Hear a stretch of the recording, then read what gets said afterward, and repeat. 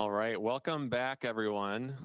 Hopefully you had a good break, or if you're at home, you had a chance to step away, get a snack or some coffee. But we're going to dive in for a brief but very rapid update on privacy, both in the US, and then Oliver will jump in on the EU perspective of that as well. What I want to share mostly today is about some of the enforcement trends we're seeing on privacy. Some of them will be things you're familiar with, and some may be some newer areas of risk that many companies are experiencing right now. So just a few trends here that I'll focus on, and this is a highlight slide. I think we'll get into a little more detail on some of these as we go through. But I want to share this just to give a sense that there is active enforcement in the US right now, both from a HIPAA enforcement standpoint. As usual, that tends to focus more on the security and cybersecurity side of things. So you can see a few different settlements related to that with HHS at the forefront. And then some sort of a newer thing that we're seeing is continuation of the False Claims Act cybersecurity enforcement. So you'll see a reference there. And then we can't ignore, and some of this, a good part of this presentation is focused on online tracking technologies and how US enforcement has been ramping up and focused on that area. So we have a few different examples of those cases as well.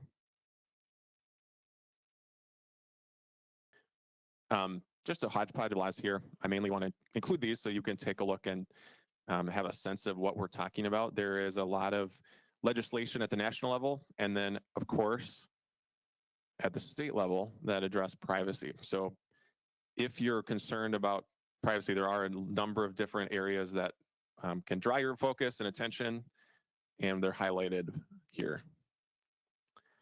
So one of the laws that we're seeing some enforcement activity around is the California Consumer Privacy Act, as amended by the CPRA, or Privacy Rights Act. What we're seeing with this in particular is a focus on this concept of sold or shared, which is a key element when it comes to online tracking technologies of this law.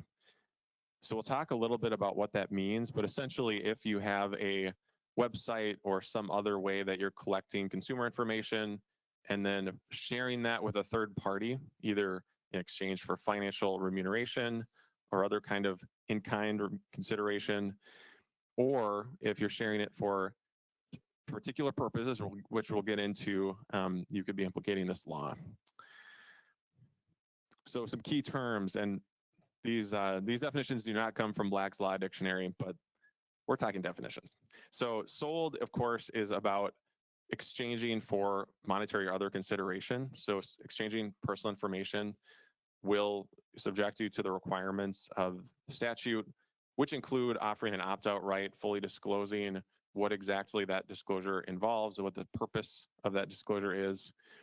And then shared, this is where things get very interesting, is about exchanging or providing access to personal information to a third party, and for the purpose of what we'll call cross-context behavioral advertising.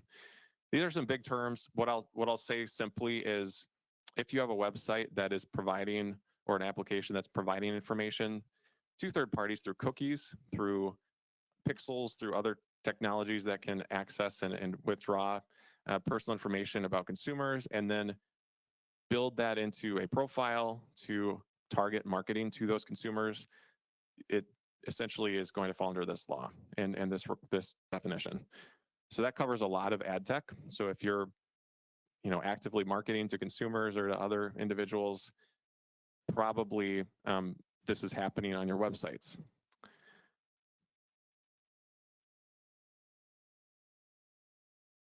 Of course, California is not the only state doing this in their legislation. Colorado has a very similar approach to this same topic, slightly different language, but a similar kind of approach. And again, opt-out rights are a significant part of this, and full disclosure of those activities. Texas, following suit, has also established its own opt-out program very similar to Colorado, again using similar definitions. These are some examples. Several state laws have almost identical or very similar concepts with some variations, but these concepts are really clear across many of these state consumer privacy laws. So enforcement, this is, of course, maybe where we're most interested is, yes, these laws exist, but what's happening, who is experiencing enforcement and why. So one recent case that I think is illuminative for us in the healthcare industry especially is Healthline. So healthline.com is essentially a website that produces lots and lots of articles that respond to typical consumer questions. You might go to the website to look up, if I have this diagnosis, what can I expect, or what kind of indicators are there of this diagnosis. So this website, of course, monetizes advertising. So there's a lot of different ad tech tracking and so on that's on the website. When you visit the website, data is then shared about your visit with these ad tech companies. And that's how essentially the revenue of this website generates revenue. Well, one thing that's interesting in this particular case is that they did have an opt-out banner. They had the kind of cookie consent banner that you would typically see, and it ostensibly was working, but in fact, it wasn't actually turning off all of the cookies, allegedly at least, while they were using that website. Despite the consumer's opt-out, it was still sharing. So the AG in California said, well, this is, of course, not accurate. It's not compliant with the law. And so we see some settlements.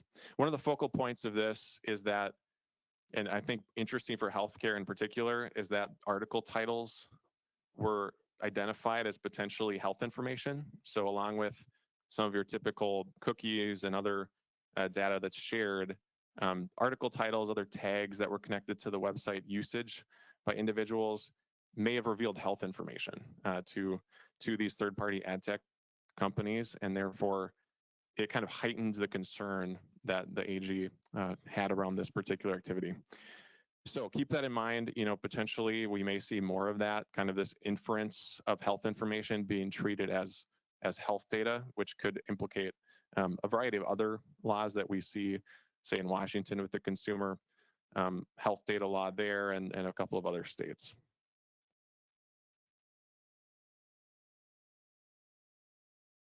So you'll see here some of the titles, for example, were the ultimate guide to MS for the newly diagnosed. You can see how if someone visits that webpage, there could be a strong inference that they may have MS or a loved one does. In the interest of time, I'm going to keep moving here. So BetterHelp, this has been a case for a couple of years that we've referenced, but just again, healthcare and data sharing through websites is a focus of enforcement, both for states like California, but also for the FTC. And so again, a focus here was ad tech embedded in a website designed to present health services or healthcare services to individuals.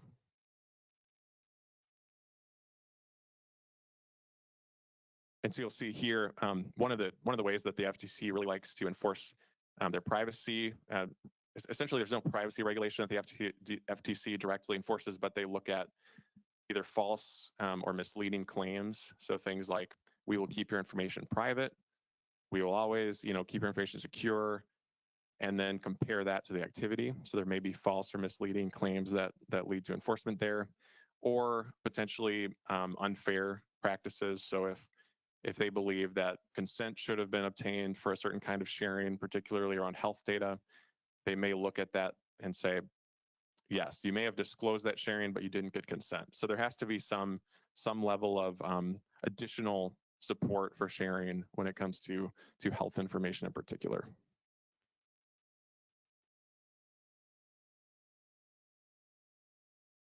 Again, another healthcare case. Monument is a healthcare provider that provides addiction counseling services. And again, there was some concern around how is information being shared when a consumer uses their website, and particularly when they're receiving these very sensitive services. And so the focus here again was certain kinds of events that might trigger while you're using the website to support analytics and tracking. So let's say you scheduled an appointment, some of that information would be shared with third-party ad tech providers. And so therefore, that could create disclosures of sensitive and even detailed health information about individual users of the service.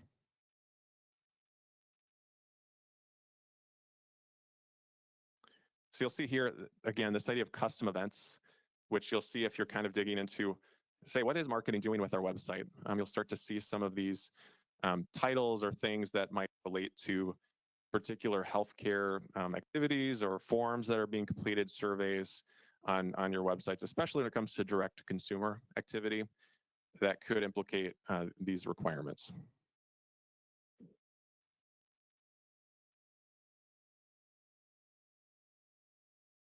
Now, more on the HIPAA side, we're still seeing continued enforcement when it comes to HIPAA compliance.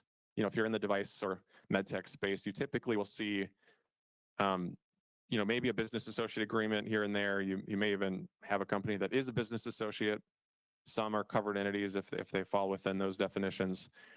But regardless, one of the focal points here is often on security risk assessment. So that's any electronic PHI or protected health information within the environment needs to have an inventory to gather what is there, and then additionally an assessment to evaluate, does this storage, maintenance, use of this data adhere to the security rule requirements?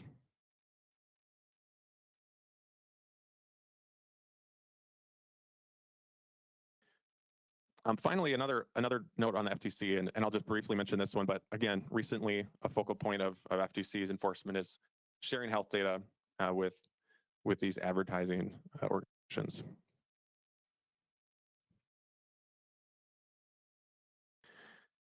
As kind of a final note, I want to touch on another area of risk that we're seeing, and this is not a regulatory concern necessarily, although it's tied into that, but we're seeing unique and kind of creative plaintiff approaches to seeking compensation. So one way that we see that is through laws like the California Invasion of Privacy Act or various other state laws that offer essentially like a wiretapping or kind of invasion of privacy, as you typically would think of it, to approach website usage.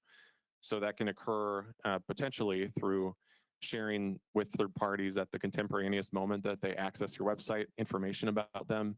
That can be one way that these cases are brought. Again, that there's some debate and still some challenges in the courts to even get these through summary judgment and so forth, but some of them are moving forward.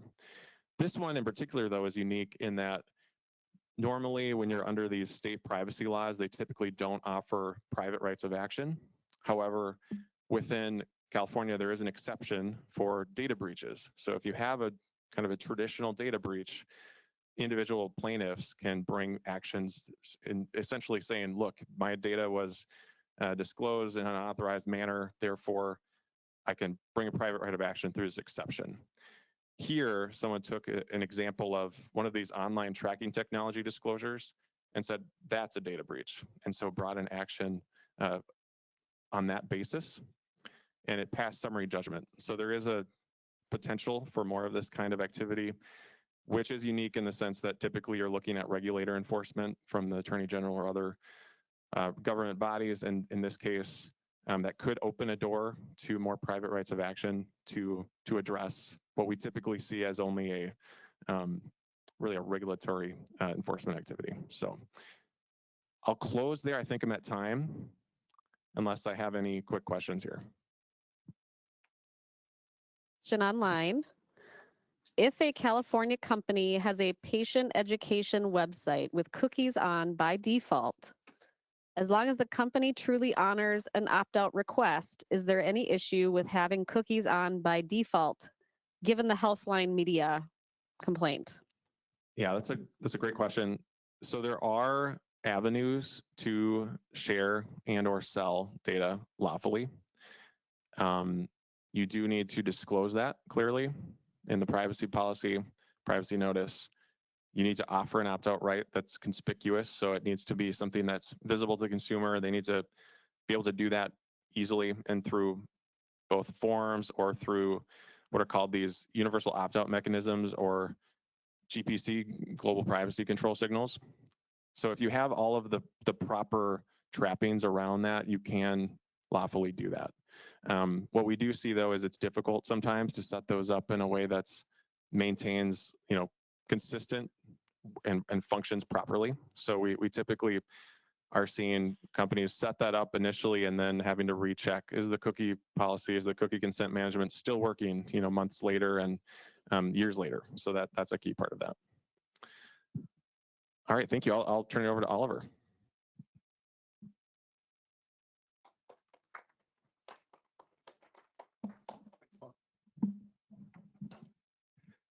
Good.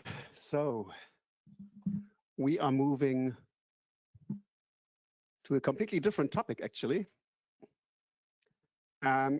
Before I start, so we are moving away now from any privacy and personal information related topic. I will speak about the European Data Act, which is, so to say, the latest piece of legislation in Europe with regard to digital and data regulation. Can I ask who has heard about this piece of legislation, the EU Data Act? Okay, well, about a half of you. It's very challenging to speak about the Data Act in 15 minutes because it's a very complex piece of legislation. As I said, we are not speaking about personal information. The GDPR, as we all know, is dealing with personal data. The Data Act has a totally different direction.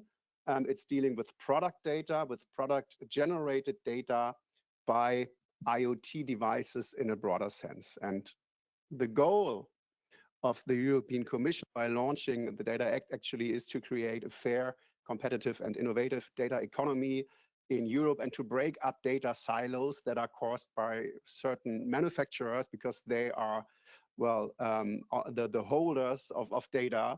And this needs to be broken up according to the European Commission and make data available all over the country.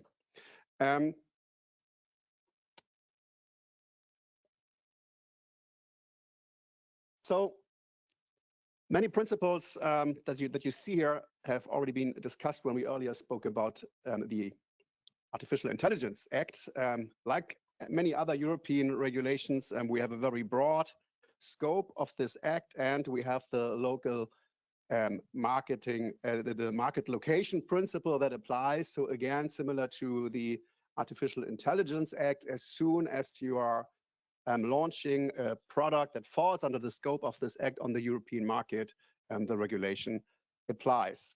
So the decisive factor is the placing on the market of the product or providing a related service to this product in Europe, and the registered office of a company is irrelevant.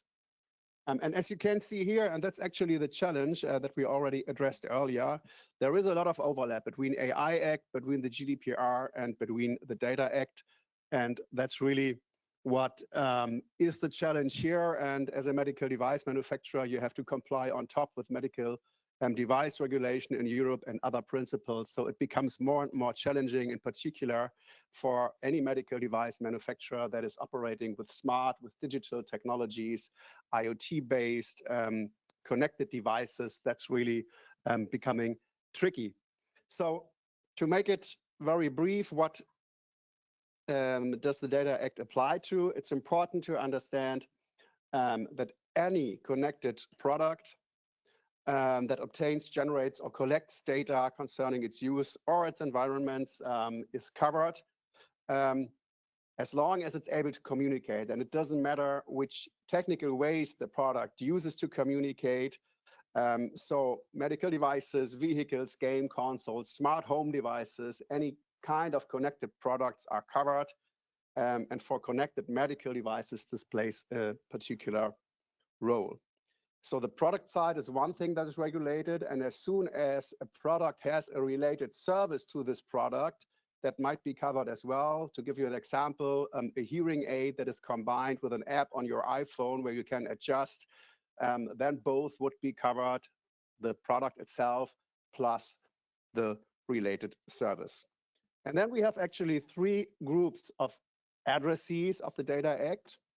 One is the data holder, that is the natural or legal person that has the right to use and make data available.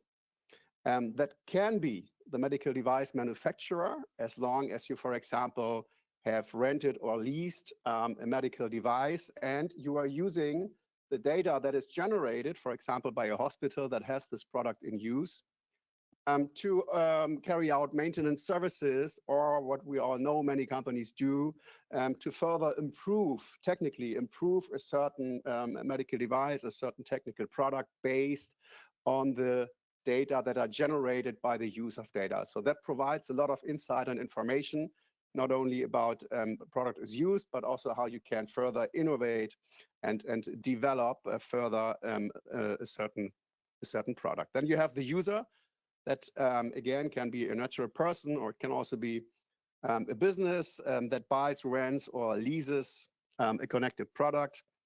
And then finally, a potential data recipient, because there are scenarios where a data holder would be obliged to provide access of the data that are generated by this product to certain third parties. That could be potential data recipients, just to give you a very brief overview about the addressee. And what you see here is a completely new set of data definitions under the Data Act. Again, important to understand, we're not speaking about personal information, so we're not speaking about health data or anything else, but product-related data.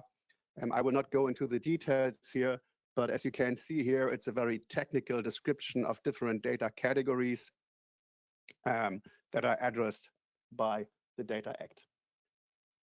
So who does the Data Act apply to?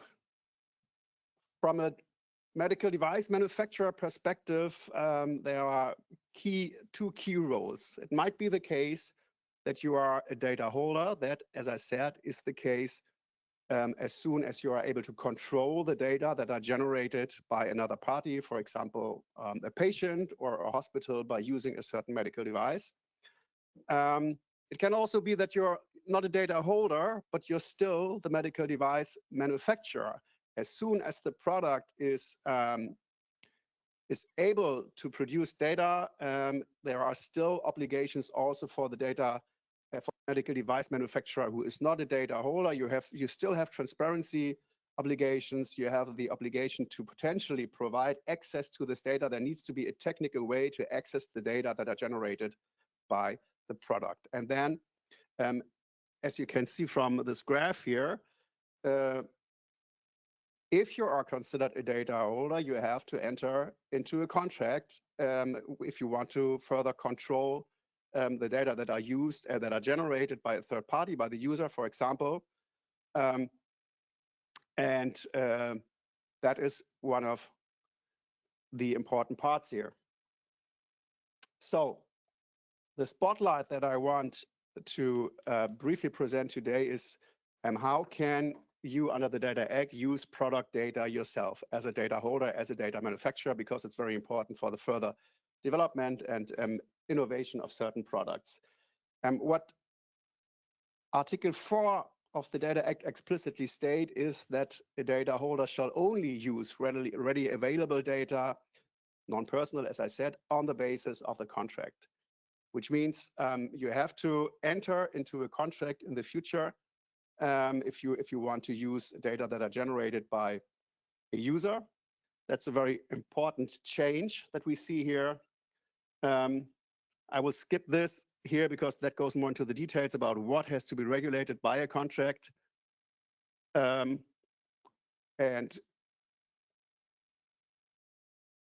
let me skip this as well, but the important part is here. To whom do I have to make product data available? That relates to the right to data access. You might recall from the GDPR, where we have a privacy by design principle, which in other words means that there is a technical obligation to design a certain product in a way that considers privacy principle. What we have with the Data Act is an access by design principles. That means in the future, a product needs to be developed in a technical way that enables the data user or third parties to access the data that are generated by the product. That can be an interface, it can be a platform that can be accessed in order to make use of this data, but that is one of the very important key obligations.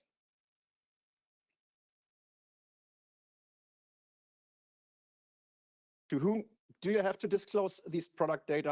I referred to that already briefly. The data must be made available to a third party at the request of a user.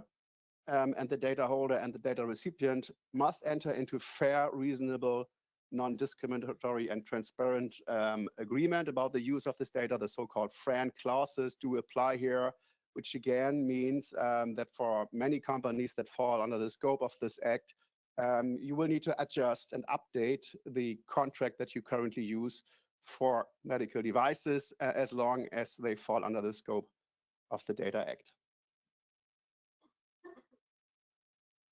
So that's it in a very, very tiny nutshell, actually. There were only 15 minutes today to briefly inform you about that. As you saw from the slides, the Data Act already applies. It applies since September 12th this year. I can tell you that none of our clients has been able to be fully compliant by this date. So if you should be surprised now, you're not the only one.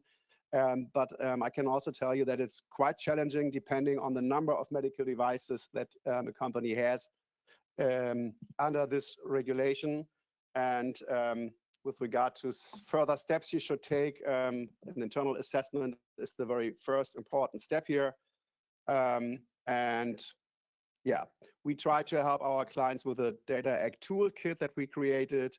If you're interested in that, I'm happy to share a slide deck, a separate slide deck about that. But yeah, there are already questions. So looking at the time, I'm happy to take the questions. Are they from the remote audience or?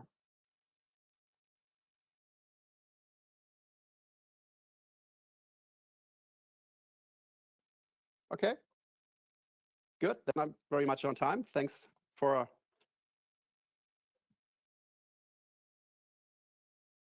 Thank you.